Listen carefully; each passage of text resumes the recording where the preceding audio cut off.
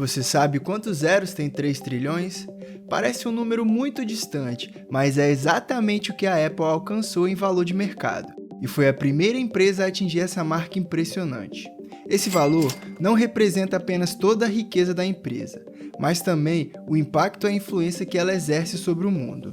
Mas a grandeza da Apple vai além dos números. Ela sempre esteve ligada a grandes inovações e na quebra de paradigmas.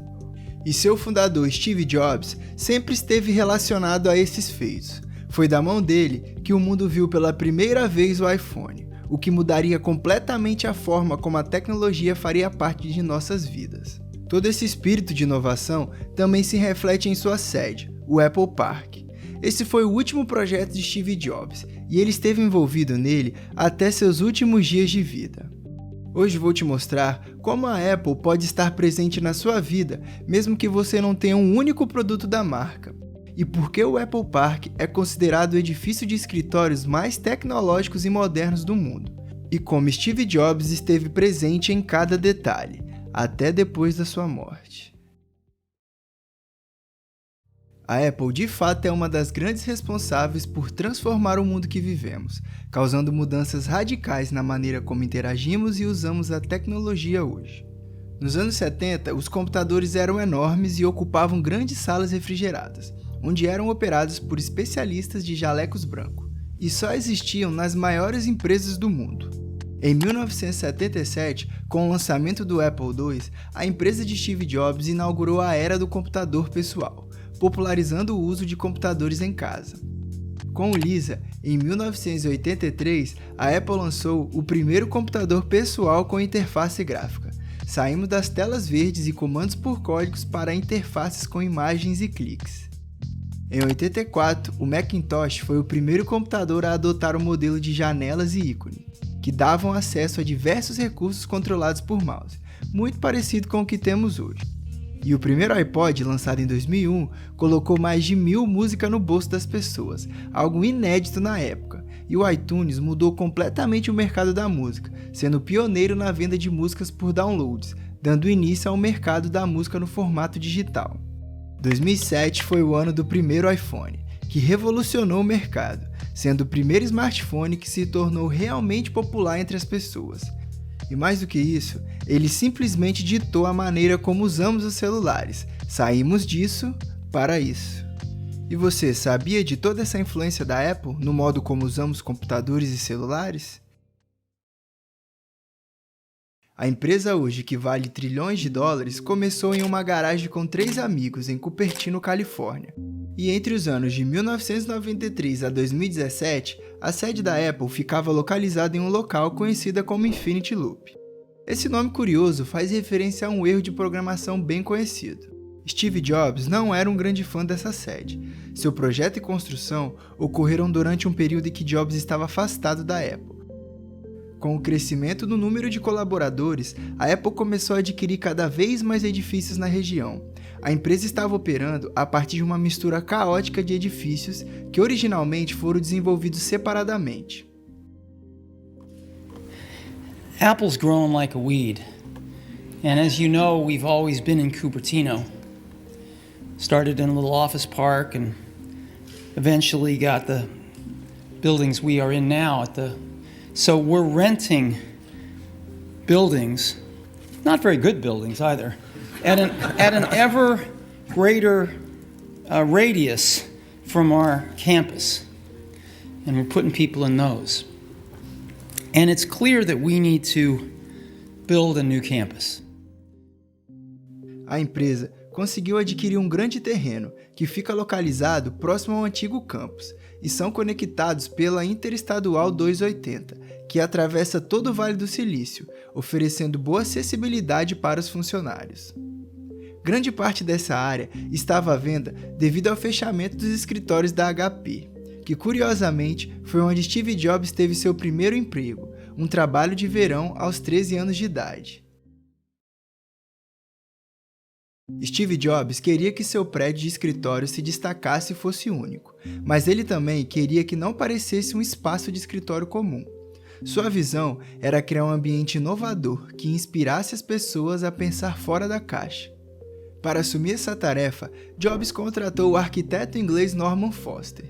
Foster é um dos arquitetos contemporâneos mais influentes do mundo e tem uma estética bem moderna e funcional. Sua abordagem de design é bem semelhante à filosofia de produtos da própria Apple. Jobs queria que Foster o considerasse como um membro de sua equipe, ao invés de um cliente.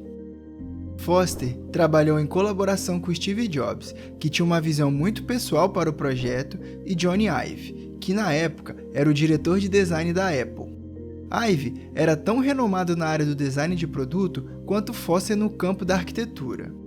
Dessa tríade nasceu o Apple Park, que é caracterizado por sua peça central, um edifício no formato de anel, cercado por um grande parque e com a capacidade para 12 mil pessoas. O prédio da Apple é basicamente um círculo perfeito, com 1,5 km de circunferência. Tal como acontece em qualquer produto Apple, a sua forma seria determinada pela sua função. Essa seria um local de trabalho onde as pessoas estivessem abertas umas às outras e à natureza. O Apple Park foi concebido para ser o mais aberto possível, a fim de incentivar o livre fluxo de ideias e permitir a colaboração entre as pessoas. O espaço dos escritórios também é mantido muito aberto. Nesse conceito, os funcionários têm acesso a uma grande planta aberta. Esse layout foi inspirado nos espaços de coworking e campus universitário. Os parques deverão convidar os funcionários para que possam trabalhar em partes completamente diferentes do edifício e se cruzarem e trocarem ideias.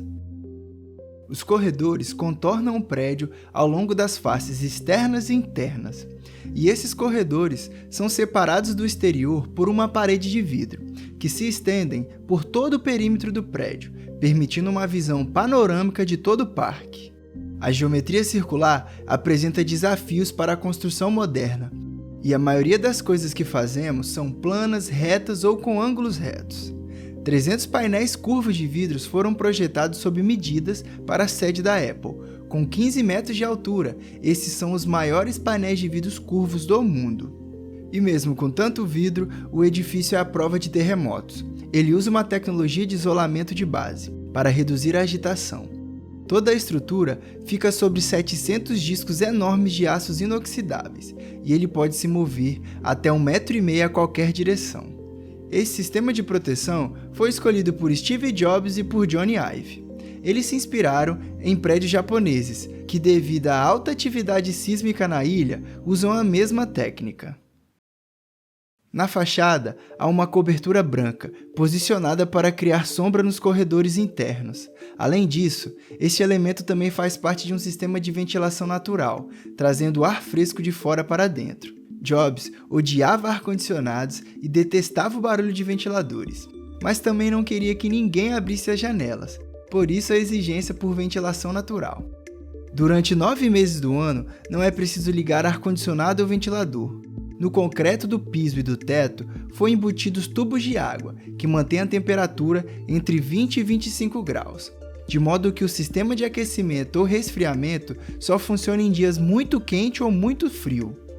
O campus é alimentado por energia 100% renovável e é o maior edifício de escritórios com certificação LEED Platinum. O telhado do Apple Park é praticamente todo coberto por painéis de energia solar, com capacidade de suprir 75% de toda a demanda de energia do prédio. O resto da energia necessária para funcionar é obtida por células de biocombustível e gás natural. Mas vamos deixar bem claro aqui que não é um edifício sustentável, mas sim um edifício com boa eficiência energética. A sustentabilidade está ligada a todo o ciclo de produção e construção. A Apple demoliu o campus antigo da HP, gerando toneladas de entulho. E as escolhas dos materiais também não são os mais sustentáveis. O Apple Park possui apenas um grande refeitório, uma ideia de Jobs para incentivar o encontro entre as pessoas. O mais impressionante é que a fachada do restaurante, na verdade, são 2 portas de vidros enormes, com 15 metros de altura e 55 metros de largura, rolam sem esforço nos trilhos abaixo do chão. Elas são as maiores portas de vidro já construídas e melhoram a sensação da paisagem que atravessa todo o edifício. O espaço verde corresponde a 80% de toda a área do terreno, que possui 6 km de trilha para caminhadas e corridas. Existem mais de 9.000 árvores no local, e as espécies de árvores foram escolhidas pensando no futuro. Escolheram variedades tolerantes à seca para que a mini floresta pudesse sobreviver a uma possível crise climática. A paisagem era uma das coisas que mais preocupava Steve Jobs. Ele queria que os parques fossem inspirados na Universidade de Stanford.